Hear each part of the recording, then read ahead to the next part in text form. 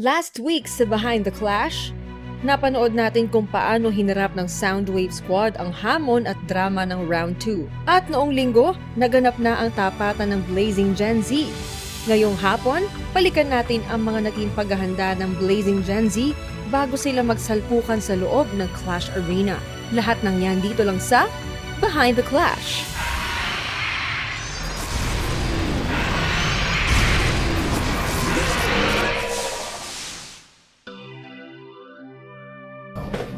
Who's this? Hello po. Kuya. May gagawin tayo. May ano na kalimutan ko yung tanong. Kung anong mangyayari daw, parang I have no idea, but whatever happens, happens. And also to expect the unexpected and to have fun. Because the Clash, there's gonna be a lot of twists and turns. Ganun talaga. Lots of twists and turns. We're gonna get through it. Amen. Amen? Yeah. Yun ba? Okay, let's go. Thank you po. Thank you po. Okay, thank you. Ano nafe-feel mo ngayon? Siyempre, kinakabahan. Hindi mawawala yan kasi hindi pa natin alam yung sequence ng laban mamaya. At, ayun. Good luck na lang mamaya sa atin. So, babalik ko sa'yo question. Back to you! Ayun, same lang din. Kinakabahan. Pero, I know naman na ilalaban din talaga natin yung group natin which is Blazing Gen Z. And, ayun nga, sana makisama ang boses talaga kasi at nitong mga nakaraan, super pagod. Ayun, nakakakaba lang yung sa sequence. Diba? Kasi before may votings, before the day ng may votings na, tas ngayon, wala talaga. Kahit clue, wala. Oo. Ang hirap ng isipin ng kompleto tayo. Tapos mamaya, mga bawas na tayo. Kompleto tayo noon, tapos ngayon bawas na, tapos mababawasan na naman. Pero let's see if, pero Mamaya na lang, good luck na lang. Okay, baba na tayo, guys. Let's go. Uy, dito tayo. Dalawa tayo. Ako lang nakikita. Nandiyan na ako. Ano siya guys? Kasama ko siya. We're on the way to the stage. Thank you po. Parents, we're on our way to the stage. Yes. Hello po. Vlogger. Yes. Hi, on our way to the stage. It's really cold in the studio. Ooh, and guys, so kinakabahan na kami. Look at the stage. Oh my God. Guys. Super talaga. Okay guys, sobrang lamig talaga dito. Talaga. Okay. Sound check na lang. Yesterday, I felt Welcome to a day in the life of a clasher. Nako, I feel you girls! Nilalamig din ako sa loob ng studio. so we feel as one, but Good morning po. Biel Santos po, isa pang araw. Kasi before, nung lumaban din ako sa other TV competition, nanalo din ako ng first round. Then, yung second round naman kasi, parang napagod din kami ng sobra. Then, kinabukasan laban, pagising ko, wala akong boses. I'm afraid na baka ngayon, ganun ulit ang mangyari. Pero, actually, may boses ako, kaya ko siya ngayon. Pero, hindi ganun ka-confident na ibigay siya. Kaya, may siya ngayon, may mental para Kaya nire-reserve ko rin yung energy. Halata sa boses ko na na-overuse yung voice, then ayun. I guess hindi lahat ng singers ay same ng strength merong mga mabilis mapagod, merong kahit buong araw kumanta, Pero, surrender ko na lang lahat kay Lord. Kung ano ang ibigay niya sa akin ngayon, kung bibigyan niya pa ako ng isa pang araw para i-share pa yung talent ko, ay gawin ko na lang yung best ko. Hindi ako malungkot guys, yung boses ko lang. Yung boses ko lang yung Ayun nga, parehas kami ng kahinaan. Mabilis mapagod yung boses. Kaya kapag may mga gigs ako dun sa amin, dun sa Pangasinan, halos malata ko, ganun. Tapos, kaya minsan, mga kinakanta ko lang, yung mga kaya lang ng boses ko. Kaya nga, parang mas bet ko ng rock kaysa sa ballad. Kasi kapag ballad, ang hirap mong Kasi pag ballad, dapat ganun talaga siya eh. Pag rock, pag may, pag may ganun ka, hindi mahahalata kasi rock nga eh. Paano nga? Ulit?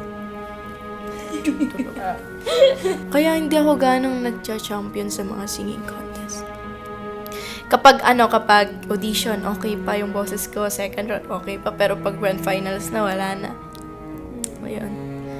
Ewan ko, siguro kasi talaga, Sa may, lifestyle siguro. talaga yung boses ko, kailangan talaga ng matinding ingat, at saka Sa disiplina sa lifestyle sarili. din. Sarang Oo, kailangan talaga. Pause na rin ako. Okay lang yan, teens. Matututunan nyo din ang tamang techniques para maalagaan ang mga boses nyo. Ang mahalaga, aware kayo kung paano gagamitin ito. Keep it up! Ang hirap lang ng kanta ko ngayon dahil kasi magkaibang genre.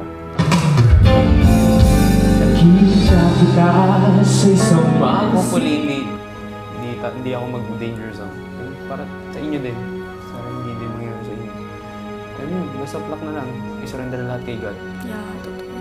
Let's do this. Laban Blazing Gen Z. Let's do this. Let's do this. Laban. Laban, Blazing Gen Z. 1, 2, 3, Blazing Gen Z! Wala na energy. One more. 1, 2, 3. Blazing Gen Z! Pew, pew, pew, pew, pew, pew. Parang wala naman. Wala, nag-re-reserve ng Kasi energy ang para ano kasi, mamaya. eh. mamaya. So sad. Oo. Siyempre, kahit anong mangyari, may matatanggal talagang isa eh.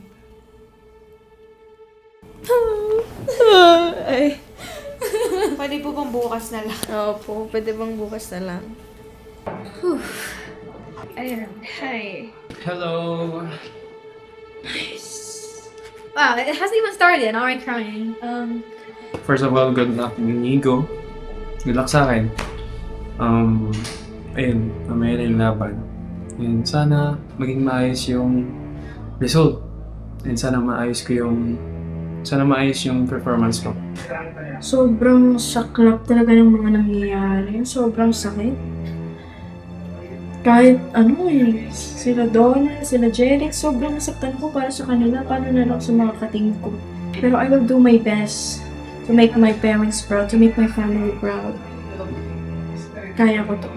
Mahirap lang mamaya kasi maybe kalaban natin yung pa-group natin, Team Pink. Siyempre, sama ko na rin na sana makapasok ako. I remember when it had just started, I remember I had practiced a whole lot, and then the day came. Like for a few hours, I'd say I was feeling very uncomfortable, and then like the time came for the performance, and then I wasn't able to give it my all. But I guess now in this performance, to be able to glorify the Lord and really give it my all, I'd say. Yeah, I got this. Ayun, ang daming twist. Ang daming emotions na na-feel. Nasasad ako kasi nababawasan na ulit kami. And it's kind of heavy right now kasi ayun nga.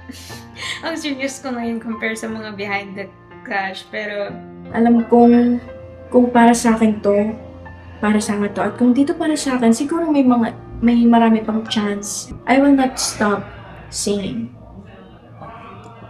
Basta, gagawin ko ang best ko. At galingan na lang namin magkaka-team. Hannah! Ikaw ang unang kakanta tonight. Kung sino-sino ay iyong mga kalaban, ang makakasagot niyan ay ang mga teammates mo mismo.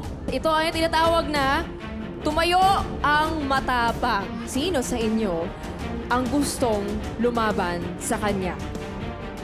Tumayo ang matapang! right now kasi hindi okay yung condition ng voice. And kung sino man makapasok, good luck sa journey and good luck sa akin. I really want to give it my all. I want to still be able to glorify the Lord. Dang. Dahil walang tumayo, ikaw, Hannah, ang pipili. Sino sa kanila ang gusto mo makalaban? Alam kong magagaling sila. Kakayanin ko to dahil pangarap ko to, laban to. Sobrang saklap talaga. Ano ba yan? Bakit? Kasi gano'n. Ang pipiliin ko pong kalaban ay si Ate Biel. I know, kaya natin to. Laban lang. Kung ano mangyari, sinurrender ko na siya lahat kay Lord. If para sa akin man to, ibibigay niya to. I'm still hoping for the best na bigyan pa ako ng one more chance or isa pang araw.